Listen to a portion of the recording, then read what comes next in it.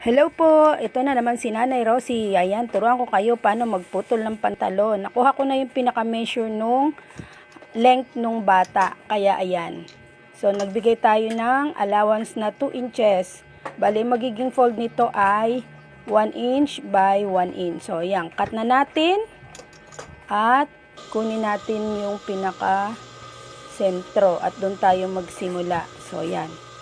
And then 1/16 ng buong palibot.